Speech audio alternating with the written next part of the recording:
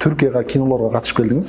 Эксперимент катары бардым да. Дагы канча жолу барасыз? 2026-га чейин да. Канча төлөнөт экен? Саатына, күнүнө сизге канча төлөштү? Биздин акча менен бир 45 миңдей болуп калды. Түрк актерлор менен бир таанышып, достоштуңузбу? Таанышып достоштум, бирок эртесине барсаң кайра сени унутуп калат да. Түркияда жашоо кандай экен? Бизде кымбатчылык дей беребиз. Ал жакта кандай болуп атат жашоо? Эми Түркияда жашоо жеңил экен. Кымбатчылык дей беребиз, бирок Истанбул бизден да кымбат экен негизичи.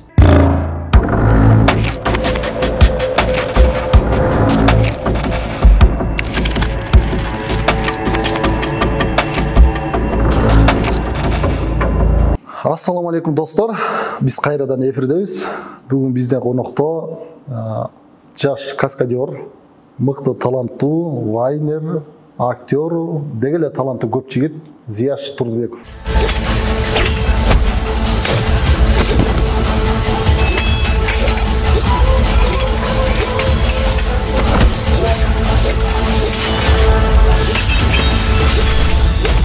Валейкум салам. Кандайсыңар? Жаштар түнсүңарбы? Каналдын катталуучулары кыргыз эли. Чакырганыбыздын себебин өзүңүз деле билип турасыз. Чет жакка чыгып, Түркияга кинолорго катышып келдиңиз. Ошол боюнча бир маек куралы деп турам. Бурак Озчивит катышкан Осмон курулуш сериалына, түрк сериалына барып катышып келдиңиз. Кантип, качан чакырып калдыңыз? Негизи эле буга чейин кыргыз каскадерлер барып, негизи тартылып жүрчү да. Мага чейин эле. Аларга пиардын эле кереги жок. Негизи ошондой адамдар бар. Анан ошолордун катарында биздин дагы шакирттер бар болчу. Сооронбек, Барчын, Элмир деп көп болчу. Ал жака барганын максаты мындай. Алардын киносу кандай, биздин кино кандай билип, эксперимент катары бардым да. Анан аларга айттым, кийинки сапарда мени айтып кала, мен дагы барайын, эки жакты салыштырып көрөйүн деп. Ошондой ой максат менен баргам. Түркияга негизи башка проектке баргам, бирок биздин ырыскыбыз Осмон курулуш сериалынан буйруптур деп жаздыңыз Инстаграмда. Кайсы проектке барып кантип алмашып кетти? Негизи ошо айттым го, биздин шакирттер мага чейин эле барып тартылып жүрүшкөн депчи. Алар ошол Салахиддин Аюби деген ал жакта да азыр өтө мындай рейтинг аябай популярдуу болуп аткан телесериалдардын бири да. Негизи ошол проектке баргам. Анан ал жакта мындай да, кезек менен иштейсиң. Бир жума иштейсиң, анан бир жума эс аласың да. Ал жакта бир проектте иштеп аткан убакта экинчи проект аттап кетип калганга болбойт экен да. Анан мен аны билген эмесмин да. Ошо баягы жөн эс алгандан көрө мен башка жактындагы кино индустриясын изилдейин деп башка проектке кетип калгам. Анан алар не дейт, сен биздин эрежени буздуң, бизде андай эрежени бузганга болбойт. Ошондуктан сен мындан ары биздин проектке келбей эле кой дейт да. Анан ошол Сооронбектин Кемал деген бир түрк таанышы бар болот да. Биздин видео роликтер аларды жөнөтөм. Алар жөнөтсөм анан келсин дейт. Келсин дейт. Ошондо барып таанышып, анан курулуш Осмонго барып атпайм ошентипчи. Түрктөрдүн кино тартуу жагы кандай экен? Негизги максатыңыз да ошо билейин деп барыпсыз. Бир кылым десем жалаң айтып калам го, бир 50 жыл алдыда экен да. Алар аябай бат иштешет экен. Алардын киносу таңкы саат 5-те эле башталат экен да. Таңкы саат 5-те. Калайсың, калабайсың, турасың, айтылган жерге барасың. Сага ошондой тапшырмаларды берет. Бүгүн христиан болосуң дейтин, христиандын кийимин кийесиң. Эртең мененки 8-де ошол съемкага тартыла турган талаада туруп калышың керек да. Алар аябай бат иштейт. Ар бир адам өзүнүн жумушун кылат да. Мисалы үчүн мен кылычымды ташыган бир атайын бир адам болот. Форманды кийгизген өзүнчө бир адам болот. Гример жасаган өзүнчө бир адам болот. Художник өзүнчө бир адам болот. Жалпысынан ар бир адам өзүнчө бир жумушка байланган да. Бизде болсо андай эмес да. Бир эле адам, бир 5-6 адам жумушун кылышат да. Айырмачылык ошондо, анан ал жакта мындай дубль менен тартып бербейт экен. Ал жакта мындай кечке дубль болбойт да. Аш барса бир 3 дубль болот экен. 3 дубльдан кийин бүтүрүшөт экен да. 4-5 дубль деген болбойт экен. Актерлер да ошончолук мындай даярданышат, аларда каттуу көзөмөл болот. Ашып барса ошо 3 дубль экен да. Ошонусу менен алар жума сайын 2 сааттык себени тартып коюшат экен да. Ай, мындай профессионалдуу адамдар экен. Осмон курулуштун тарыхында кыргыздар бар деп укканбыз. Кинодо кыргыздарды коштубу киного? Ал жакта кыргыз актерлор теге каршы жок. Анткени бул маселени ошо кыргыз маданият министрлиги барып айтыш керек экен да. Тилекке каршы ошондой экен.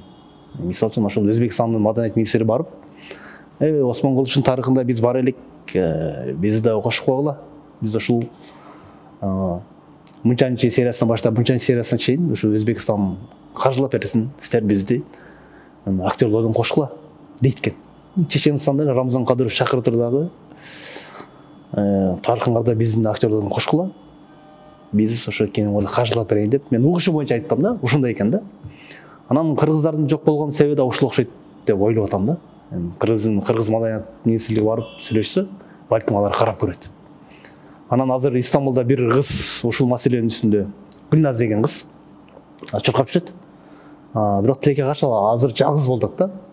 Жалгыз эле өзү чуркап, өзү документтерин карап даярдап жүрөт.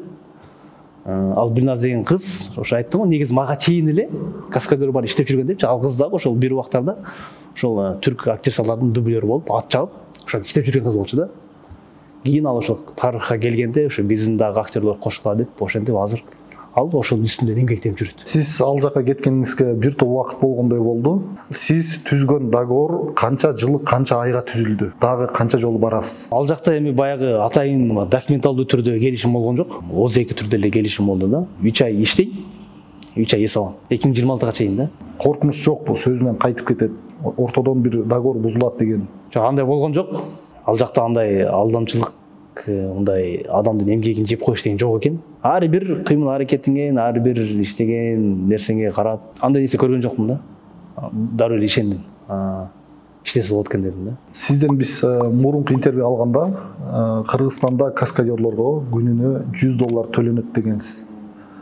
Бул жакта түрк сериалында бул эң дүйнөгө атагы чыккан күчтүү сериалдардын бири. Канча төлөнөт экен? Саатына, күнүнө сизге канча төлөштү? Жумасынан төлөнөт ал жактачы. Бизде Кыргызстанда эмне үчүн күнүнө анткени бир проектте балким бир жума иштейсиң, балким 2-3 күн иштеп калышы мүмкүн. Ошон үчүн бул жакта күнүнө $100 төлөнөт, а тиги жакта биздин акча менен бир 45 миңдей болуп калат да. Жумасына 45 миң деген бул сиздин ставкаңыз. Негизинен жалпы бөлүнөбү, даражага карап, түрктүн өзүнүн актерлоруна башкача деген сыяктуу. Мен жаңы бардым, мен ал жакта жаңы адаммын да. Мен ал жакта Зия Сияш деп тааныбайт да. Ал жакта ошо жаңы адамсың, жаңы каскадерсың, ал жакка таанылып элексиң, ошондуктан жумалык контракт түзүп иштеш баштагандан кийин жогорулайт. Демек сиз бир барган 3 айлыкта 400 миң сом иштедик десек болот. 400 миңден да бир аз эме болушат, анткени травма алганда дагы каржылап беришти да. Съемочный группада жалпы канча адам иштейт экен? Бизге ошосу кызык. Эми каскадерлордун өзү эле 50 адамда жүрдү. Анан актердук курамында дагы бир 20-дай. Бир баш аяк 250 го дейт. Билбейм, бирок менин көз карашым боюнча 250-300 адам бар да. Кино тартуу убагында убакытты кантип белгилешет? Эртең менен саат мынчадан кечки мынчага чейин жумуш, андан кийин эс алуу деген бир белгилүү убакыт барбы? Каскадерлордун айтып берейин. Каскадерлор күн сайын эртең мененки саат 7ден түшкү саат 1ге чейин съемка болот деп туруп, анан ошо съемка боло турган жерди айтат. Ушундай жакка силерди алып келет. Силер эртең мененки 7де шаардын могу жеринде болуп калгыла. Ошол жактан алып берет дейт. Бизди съемка алып кетип атканда эле бизге келет. Каскадерлордун аттарын айтат да. Кемал, сен мындай болосуң. Зияш, сен бүгүн христиан болосуң. Сен христиандар менен мусулмандар менен чабышасың. Сен деген ат менесиң деп, биз ошол съемка талаага жеткичек деле тапшырмабыз билинип калат. Ошого жараша бизге формаларды бере беришет. Күн сайын кечки 11де билебиз да, эртең жумуш барбы, жокпу? Ошондо убакытта билебиз. Анан каскадерлор дагы ар кайсы улуттан да. Ар кайсы улуттан сүйлөшкөндө дагы эми баары эле түркчө биле бербейт да. Мен деле түркчө билбейм. Мага окшоп жаңы келгендер бар. Орусча билесиң дейт, кичине билем деп коесуң, анан алар менен орусча сүйлөшөсүң. Кейбиркелер орусча билбейт. Мындай кызыктуу болот да. Мен түшүндүрө албай, тили менен сүйлөшө албай, чала-бала сүйлөшүп. Кайсыл тарапка барасыздар, каякта жүрөсүздөр? Бардык ошол жак өздөрү ташып, жатакана, тамак-аш өздөрү толук каржылайт. Жатакананы эметпейт, каржылабайт. Бирок ошол жакта бир контейнерлер бар да. Ким каласа калып калат. Анан жок, мен тиги шаар жакка барып келе иштейм дегендер болсо, шаардагылар барып көзү квартира алып, ошо иштесе боло берет да. Сиздин Бурак Озчивит менен чогуу түшкөн сүрөтүңүздү көрдүк. Ал менен чогуу тартылып аткан кадрларды киргизип турдуңуз, аларды көрдүк. Var olasınız. Var olasınız yiğitler. Bize de böyle vazifesine, nöbetine dört elle sarılan yiğitler lazım. Var olasınız. Bu cengaverleri yurdun dört yanına yerleştirmek gerek. Ayhan Bey, deyim. Дүйнөлүк жылыс болгондон кийин көпчүлүккө кызык. Жанынан көрдүңүз, чогуу жүрдүңүздөр. Кандай адам экен? Бир дүйнөгө таанылган жылыс болгон үчүн бой көтөргөн адамбы же жөнөкөйбү? Ошол жөнүндө айтсаңыз. Мен бирок өсүптен мындай көп сүйлөшө албадым. Анткени ал убактысы аябай мындай тар киш экен да. Ал съемкага деле 2 саатка келет, же болбосо 3 саатка келет. Өзүнүн ролун ойноп бүткөндөн кийин кетип калат да. Анан бир эле жолу сүйлөшкөнгө мүмкүндүк болду. Обед учурунда болду да. Съемка бүтүп түшкү тамактанга келип отурганда формаларын чечип, алар да тамактанышат да. Анан мен түшкү тамакка кечигип калдым да. Кечигип келип атсам, ошо өзүм ар бир актёрдун өзүнүн мындай жашай турган эмеси бар да, бөлмөсү бар да. Машинага окшош. Ошол жакта формасын чечип келиптыр. Анан Ассаламу алейкум Аби десем, алейкум ассалам дейт. Бир сүрөткө түшкөнгө бир шанс болду дедим да. Десем, сен кимсиң дейт да. Мен каскадермун дедим. Осмон Кулушта каскадерсиң дейт. Бул жакта каскадерсың, дейт. Анан бирок буга чейин эле ошол каскадерлордун үстүнөн караганда Ринат деген байка бар да. Ал ошол Осмон Курулуштун экшн бойлорун коет, түзөт. Ага чейин бир сүйлөшкөн болчумун да. Бәкем Бурак осы жүйт менің сүртіге қамып түсі болады екен десе, ал айтып берген. Бұл формалар мен түшкенге болбайды депші. Себебі алардың контрагы, договор ошондай екен да, актерлар жаңағыдай формалар менен сүртке түшүп киргизгенге болбойт экен. Башка эмелер мененчи, ошо каскадер болсун, бияк сырттан кирген адамдар менен болбойт экен да. Анан ошо бир сурап койгон элем, анан ал жолун айтып берди да. Ошентип же эртең менен келишиң керек, же иши кылып жаңа формасын чечкен убакта түшсөң болот дейт да. Макул дейм да. Анан обедтен кечигип, өтүп барасам азыркында болот атпайбы? Үстүңкү кийимин чечип, тамактанганын чыгыптыр да. Анан айттым, сиздин каскадерыңыз болом дедим.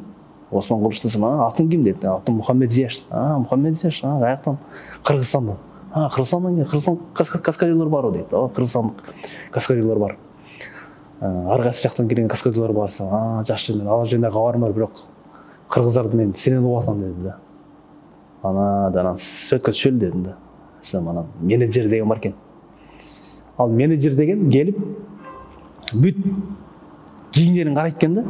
Кийимдеринде мондай брендовый Adidas же болбосо Puma деген брендовый логолор барбы, жок, ошолорду карайт экен. Мен куртканын бул жеринде ошондой эмблема бар болчу да. Курткаңды чеч дейт, курткамды чечтим. Шымыңды эмблемасы бар экен, көрүнүп калат экен, чеч дейт. Реклама болуп калат деп, аябай тактык менен карайт экен да. Анан ошентип баягы жөнөкөй кийимдерди кийдим дагы, ошентип Бурагочтун сөзгө түштүм дагы. Кыска эле убакытта сүйлөшө алдым да. Кайсы тилде сүйлөштүңүздөр? Түркчө сүйлөштүк. Сиз түркчө билесизби? Түркчө билбейм го, бирок түшүнөт экенсиң. Тиги айтып аткан багытты түшүнөт экенсиң да. Мен кыргызча сөздүн аягында эле мындай йорум, анан билиyorum деп аттым да. Сачым айтты да, ассаламу алейкум, Аби, насылсыз дедим да. İyi dedi de. Ama bir foto çok şans oldu dedim. Sürekli bir şans oldu, sürekli şöyle dedim de. Ama siz Kırgızistan'da çok ünlüsüz dedim. Siz Kırgızistan'da belirgili adamsız dedim de. Sen Kırgızistan'dan geldin mi dedi. Evet, Kırgızistan'dan geldim. Adın ne? Adın ne dedi de. Adım Muhammed Ziyaş dedi. Burada standım dedim de. Sen bizim stand olsun dedi. Bizim kaskadyorsun dedi. Tamam dedim de. Menajer gelsin dedi. Menajer geldi de. Menajeri beni karadı da. Bayağı formalarım görünüp turат da. Kaskadyor ekan dedi da. Ben bilем болуш керек dedi de. Darı düşündüm. Баягы биздикине окшош эле. Түшүнөсүң да. Бирок сен сүйлөп жооп бере албайсың. Бирок мен оюмдан чыгарып эле йорум деп эле уруп аттым да. Билиyorum ki evet olur солур деп аттым эле. Окшоштуруп койдум да. Түшүндүрө алам да. Кыйналып турам болсо да, турам болбосо дагы түшүндүрүп бере берем. Кыргызстандын бар экенин билет бекен? Билишет. Кыргызстандын бар экенин билишет. Ошол Осмон Кулуштун тарыхында илгерки кыргыздар бар экенин да билишет. Ал жактын актерлору кыска дубльдар менен бүтүрөт экен дедиңиз. 1, 2, 3 дубль. Убакыт өтө аз. Сиз өзүңүздүн ролдоруңузду канча дубль менен аткарып аттыңыз? Бир көрүп калдым, ар жакта актерлордун дагы мындай жардамчыларычы. артында туруп текст айтып бере берет да. Ага чейин бер жакта актер мимикалар менен ойноп турат да. Бирок ошону аябай сезип ойноп салат экен. Ошон үчүн аларда дубль азыраак болот экен да. Меники көп эле болот да. Себеби актер менен каскадер иштеген абдан кыйын да. Анткени актер бул каскадер эмес да. Кылычты бир урганда эле мындай түз урбайт. Кээде ашыгыраак салмак менен уруп коет. Кээде башыңа чалып таштайт. Ошондой да. Ошон үчүн биздики деле актердун иштегенине көз каранды болот да. Актер 1-2 дубль болсо, биздики деле 1-2 дубль. Актер кыйналса, биздики деле ошого жарашай болот да. Ар кандай. Булардын актерлору сөзмө-сөз жаттабайт, артында бирөө окуп берет, ошону гана кайталап образга кирет, болду. Кээинки актерлор ошол аркасына жардамчылар текстти айтып берип турат. Ал жакта эми сериал жумасына чыгат да. Жана текстин баарын жаттап эметкенге ойногондо убактылары жок экен. Ошон үчүн жардамчылары келип текстти артынан бир сыра кыйкыр айтып берип турат да. Тиги айтып атса ошого карай айтып берет. Бүгүн ушул жерде көп кан төгүлөт. Аябай матбаттан тартышат. Бир жерден окудум, ушу түрк сериалдары сценарийин жазганда бир 100-150 адам отуруп бир кабинетте чогуу жазышат деп айтышты да. Ошо бир сериалды урам арт-артынан сразу жазды. Ушуну сиз уктуңузбу? Кандай жазышат экен? Аны укпадым го, бирок монтажын тартып аткан учурда тең кылып кетишет экен. Бул жакта кино тартылып атат, бул жакта башка бөлмөдө монтаж кылып атат да. Кино тартылып бүтөт, артынан монтажда даяр. Бул жакта монтажды кете берет экен. Режиссер ошол жакта отурат. Режиссер рациянан айтып коет. Мону ушуну крупный план менен алып койгула, могу жерге бир мынтип койгула, ошо менен бүтөт деп коет да. Бүттөр ай. Дароо художниктер кийин кебек өтүп кетишет. Сахнагачы бар декорацияны жасашат. Илгерки замандай кылып. Аны айтып коет да. Каскадерлорго мынча убакыт бошсуңар. Актерлер мынча убакыт бошсуңар, монча жерден кайра баштайсыз деп коет. Кыска эле 15 мүнөт түнү болуп, анан кайра кирип кетебиз да. Ал жакта мындай кинону жеңил тартышат экен. Кинонун жолдорун түшүрүп алыштыр да. Түрк актерлор менен бир таанышып, достоштуңузбу? Таанышып, достоштум, бирок эртесине барсаң кайра сени унутуп калат да. Ким менен? Кечээ тааныштым эле, эмес дедим дейт да. Себеби ал жакта аябай көп адамдар барат да. Кинодо адам көп. Ал жакта бир эле мени эстеп калбайт да. Түркмендер барат, азербайжандар барат. Алар менен таанышат, алар менен сүйлөшөт.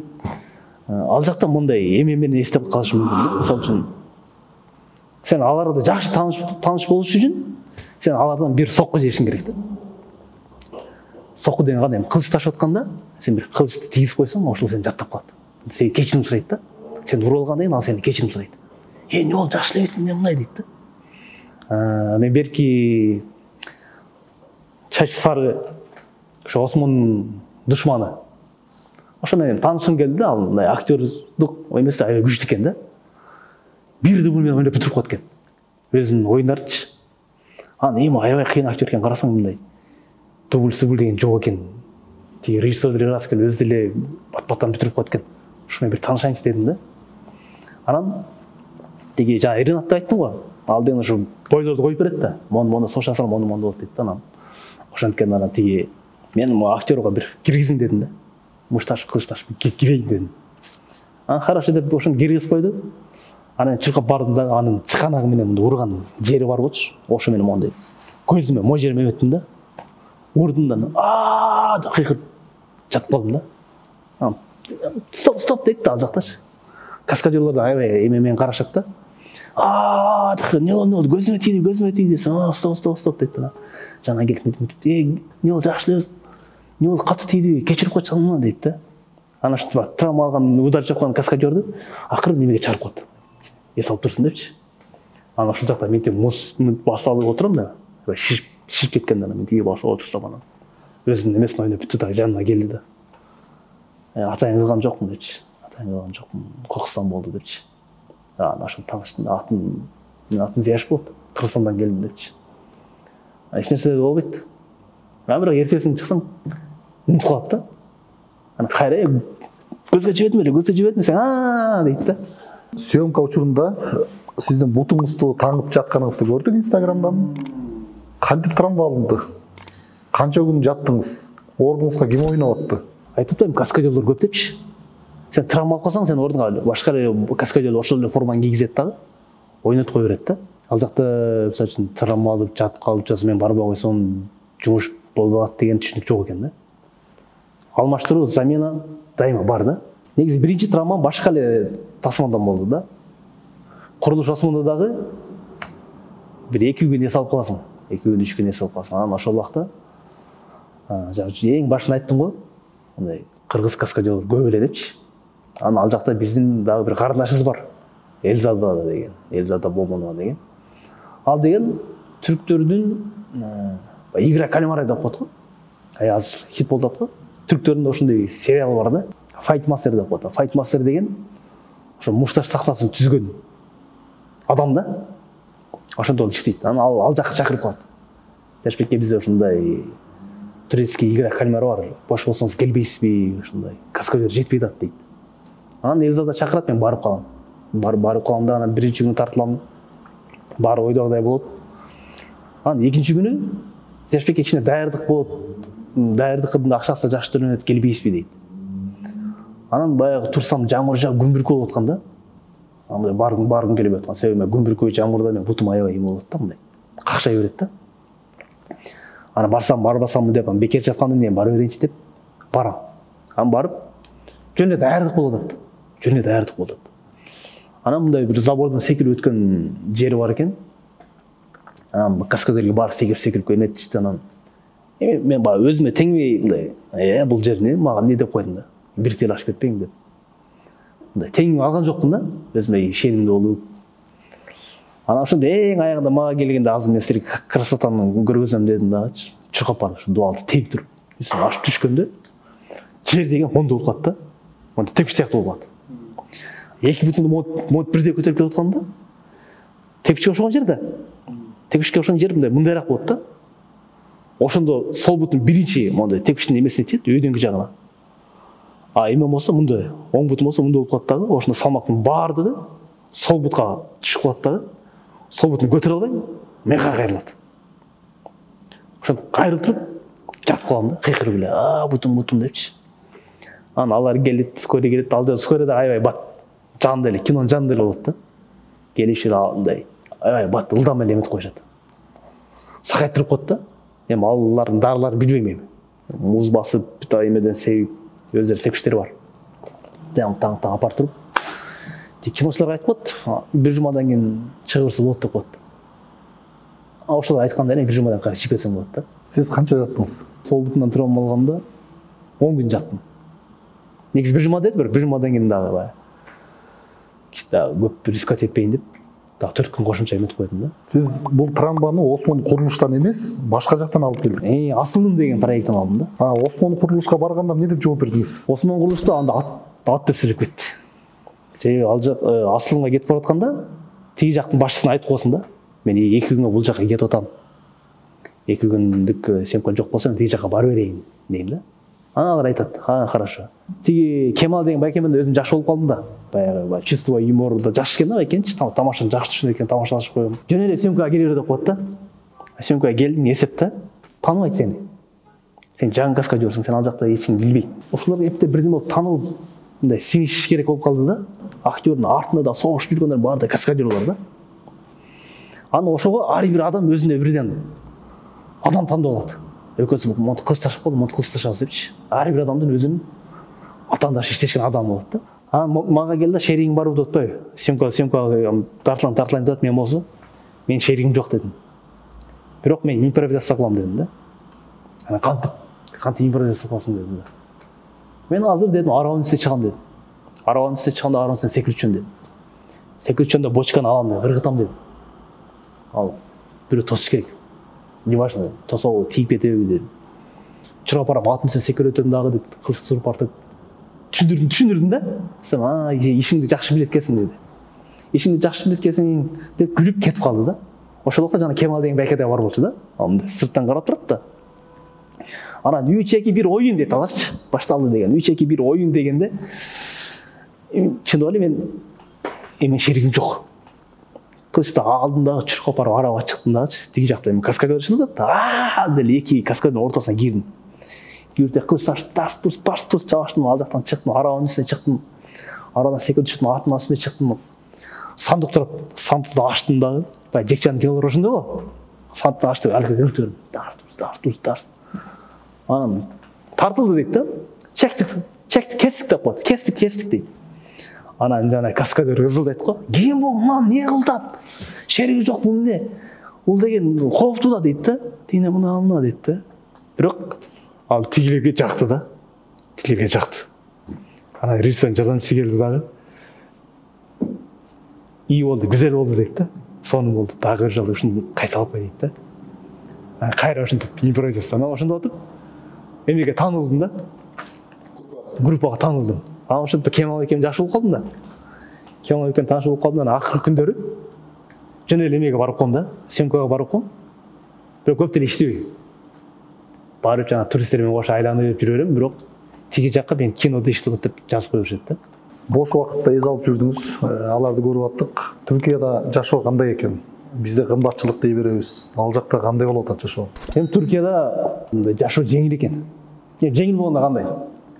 Мисалы үчүн бизде коомдук транспорттор, автобус, такси, троллейбус алып салды да, жок да азырчы. Ал жакта мындай экен да. Кааласаң телефон менен такси чакырат экенсиң. Же болбосо атайын маршрутка окшоп айланган таксисттер бар. Bir жерде туруп монтип айланып жүрө беришет да. Анан автобустар бар, автобустар экиге бөлүнөт экен. Биздикинде автобустар, анан эки кабаттуу автобустар. Эки кабаттуу автобустар болсо бир аз жол кирesi кымбатыраак. Анан адам толсо, адам албайт да, сырттан кете берет. Трамвай бар экен. Анан илгерки трамвай бар экен. Таксим деген шаарларда бар экен да. Деңиздин үстүндө жүрө турган корабльдер, пароходдор деле маршрутка сыяктуу колдонуп жүрсөң боло берет экен да. Бул беттен тиги бетке өтүп коюп, деңиздин үстүнөчү. Анан метросы бар экен. Көрдүңүзбү мына? Кааласаң автобус менен кет, кааласаң жанагындай такси менен кет, кааласаң двухэтажный автобуска түшсөң болот, кааласаң пароходдор менен тиги бетке өтүп, бул бетке өтүп, кааласаң метро менен кетсең болот. Мындай шарттарды түзүп коюштур да. Тиги алыс бара турган жериңе деле 20 мүнөттө жетип каласың да. 20 мүнөттө жетип каласың. Мындай биздикинде пробкада туруп, бизде пробкада туруп чарчап кетесиң го. Экинчи точкага жетпей кыйналып, ал жакта андай эмес экен да. Мындай кымбатчылык деберебиз, бирок Истанбул бизден да кымбат экен негизичи, чынчында да. Ал жакта бизде мындай бир жылда бирдеке кымбатташы мүмкүн да. Ал жакта мындай туруп эле бир айда. Мисалы мен барганда нан 7 лира болчу да. Мен келип атканда нан 10 лира болуп кетти.